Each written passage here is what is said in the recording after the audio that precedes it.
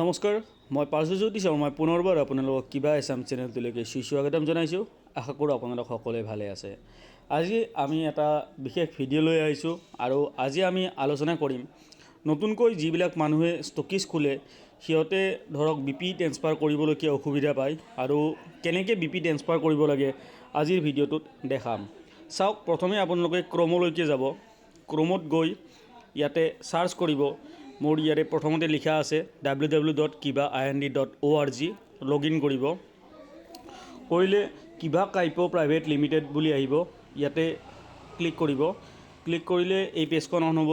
সাইডত চাব পাৰে মেনু বুলি লেখা আছে, তাৰে তিনিডাল আঁচজি আছে, তাতে লাৰিব, তললৈকে লৈ যাব। ষ্টকিজ বুলি এটা অপশ্যন পাব, লগইন আৰু ষ্টকিজ। লগইনত গৈ আপোনালোকৰ ডিষ্ট্ৰিবিউটৰ আইডি চাব পাৰিব আৰু ষ্টকিজত গৈ নিজৰ ষ্টকিজ আইডিতে খুলিব পাৰিব। আমি দেখাইছোঁ ষ্টকিজ আইডিটো। তো ষ্টকিজ আইডি ইয়াতে যাব, যাই আপোনালোকৰ যিটো ষ্টকিজ আইডি হয় সেইটো ইয়াতে সাৰ্চ কৰিব। মই মোৰটো কৰিছোঁ, আপোনালোক দেখাইছোঁ। ইয়াতে চাওক, চেল ছেকশ্যন বুলি এটা পাব, নিশ্চয় দেখা পাইছে নিশ্চয় আপোনালোকে। চেল ছেকশ্যন 3 নম্বৰ অপশ্যন যিটো আছে, হোম প্ৰফাইল, তাৰপিছত চেল ছেকশ্যন। চেল ছেকশ্যনত যাব, যাই ইয়াতে চেল বিপি ৱালেট বুলি লিখা আছে, ৱালেটত নহয় চেল আইটেম বুলি লিখা আছে, যিটো 2 নম্বৰ অপশ্যনটোত আপোনালোকে ক্লিক কৰিব। ক্লিক কৰিলে ইয়াতে এখন পেজ আহিব। ইয়াতে আপোনালোকে যিটো ডিষ্ট্ৰিবিউটৰে প্ৰডাক্ট কিনিছে, যাক আপোনালোকে বিপি ট্ৰেন্সফাৰ কৰিব, তেখেতৰ আইডি নাম্বাৰ হ'ব। ইয়াতে মোৰ আইডি নাম্বাৰটো মাৰি দিছোঁ।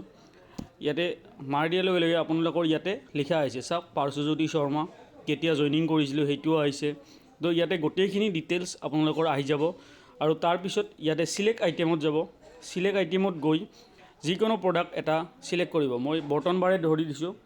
ইয়াতে কিমানখিনি আপোনালোকৰ ষ্টকত আছে, ইয়াতে ছাইডত ষ্টকত দেখাই আছে। মোৰ তাত 2 পিচ আছে, তো 2 পিচ দেখাই আছে। মই ইয়াতে 1 বুলি মাৰিছোঁ। মাৰি ইয়াতে যেতিয়া এড কৰি দিব, এড কৰি দিয়াৰ লগে লগে তলত আৰু যোগ হৈ যাব। এইটো দেখিছেনে? এইটো ইয়াতে তলৰ লাইনটোত আহি যাব, বৰ্তন বাৰ আহি গৈছে। নেক্সট ধৰক আৰু আমি যদি প্ৰডাক্ট লাগে, ডিটাৰজেণ্ট বা ফুড ক্ৰীম বুলি ধৰিলোঁ, ফুড ক্ৰীম লৈছোঁ, তো ফুড ক্ৰীমৰ 1 কোৱান্টিটি 1 কৰিছোঁ, কোৱান্টিটিটো কৰিব লাগিব। ছাইডত দেখি যিটো এড অপশ্যন আছে, এডটো লাৰিলে এগেইন ইয়াতে এড হৈ গ'ল। ইয়াতে চাব আপোনালোকৰ ইয়াতে BP total BP point, business point বুলি দেখাই আছে। তো টোটেল বিজনেছ পইণ্ট 11 হৈছে। তো এইটো যেতিয়া ছেভ কৰি দিব, অট'মেটিকলি আইডিটোলৈকে ট্ৰেন্সফাৰ হৈ যাব। তো ছাকচেছফুলি আইটেম চ'ল্ড। তো মোৰ তাত আহি গৈছে। তো এনেকৈ আপোনালোকে বিপিটো ট্ৰেন্সফাৰ কৰিব পাৰিব। তো ধন্যবাদ আজিৰ ভিডিঅ'টো চোৱাৰ বাবে। আৰু ইনফৰ্মেটিভ লাগিছে যদি এই ভিডিঅ'টো শ্বেয়াৰ কৰিব আনৰ লগত, আৰু কেনেকৈ ষ্টকিজৰ বিপি ট্ৰেন্সফাৰ কৰি আপোনালোকে চাই ল'ব পাৰিব। ধন্যবাদ আৰু আশা কৰোঁ লাইক, কমেণ্ট, শ্বেয়াৰ কৰিব বুলি। ধন্যবাদ।